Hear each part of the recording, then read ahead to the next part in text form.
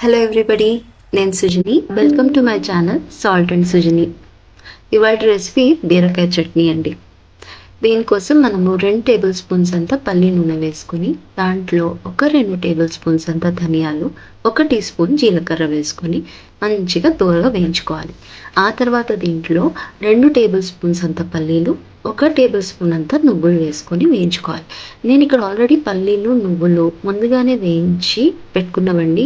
ఇలా నేను వేయించి డబ్బాలో వేసి పెట్టేసుకుంటాను. పొద్దున్నే లంచ్ బాక్స్ చేసేటప్పుడు ఇలాంటివన్నీ చేసి పెట్టుకోవడం వల్ల మనకి ప్రాసెస్ అనేది స్పీడప్ అవుతుంది.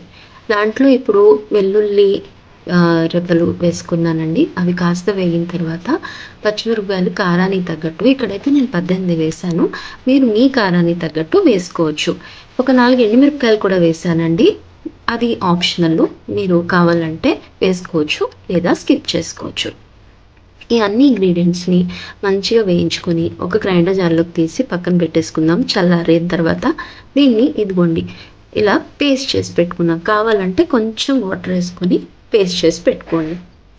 తర్వాత మళ్ళీ 1 టీ స్పూన్ అంతా పల్లి నూనె వేసి ఇదిగోండి బీరకాయని నేను ఇలాగా ఈ సైజ్ ముక్కలుగా కట్ చేసుకున్నాను. తొక్క నేను ఫుల్గా తీయలేదండి, జస్ట్ మీద లైట్గా తొక్క తీసి కట్ చేసి వేసుకున్నాను. తొక్కతో సహానే వేసుకున్నాను అనమాట.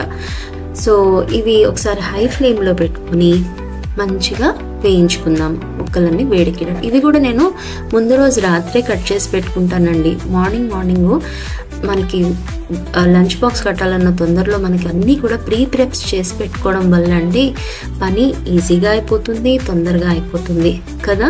సో ముందు రోజు రాత్రే నేను చాలా వరకు అన్ని కటింగ్ అని వేయించి పెట్టుకునేవి అన్నీ చేసి పెట్టుకుంటాను. ఇంకా దీంట్లో ఒక పెద్ద సైజు టమాటా, ఇంకా ఒక మీడియం సైజ్ ఆనియన్ అండి.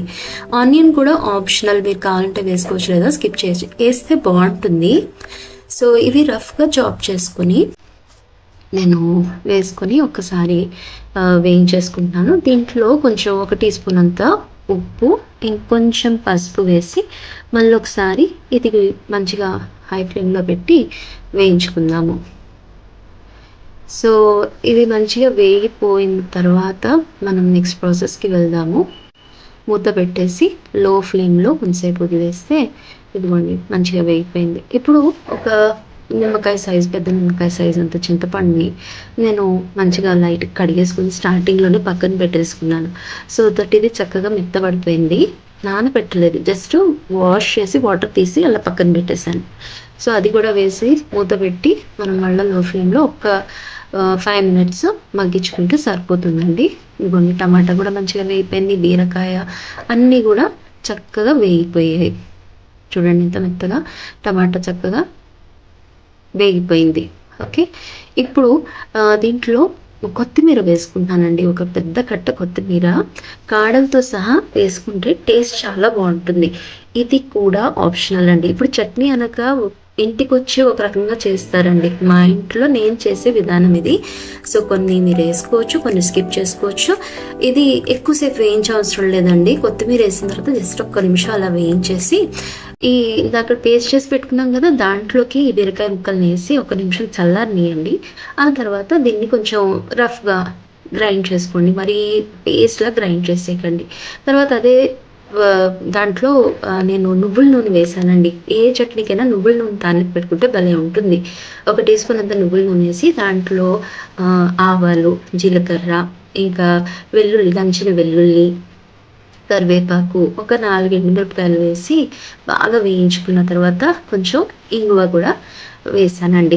ఇంగువ వేయండి అసలు చట్నీకి అసలు ఆ స్మెల్, ఆ టేస్ట్ అది వేరేనే టేస్ట్ కదా. సో అది వేయంది రాదు. సో ఇదిగోండి ఎంత బాగా వేగిపోయింది కదా తాలింపు. దాంట్లో ఇప్పుడు స్టవ్ ఆఫ్ చేసేసి మనం ఈ బీరకాయ గ్రైండ్ చేసి పెట్టుకున్న చట్నీ ఏదైతే ఉందో అది వేసి ఒక్కసారి బాగా కలుపుకుంటే తాలింపు యొక్క ఎసెన్స్ అంతా కూడా మనకి చట్నీలోకి వచ్చేస్తుంది. గుర్తుపెట్టుకోండి, స్టవ్ ఆఫ్ చేసేయండి. ఇక్కడ మనకి ఇంకా కుక్ చేసే ప్రాసెస్ ఏం లేదు కదా. కొంతమంది చట్నీని ఆల్రెడీ బౌల్లోకి తీసేసుకొని దాని మీద తాలింపు వేస్తారు. దానికన్నా నాకు ఇలా కడాయిలో వేసి ఒకసారి కలిపితే తృప్తిగా ఉంటుంది. అంతేనండి, చట్నీ అయితే రెడీ అయిపోయింది. వేడి వేడి అన్నంలో నెయ్యి వేసి పిల్లలకి కలిపి ఇస్తే దోక లేకుండా తినేస్తారండి. Thank you for watching.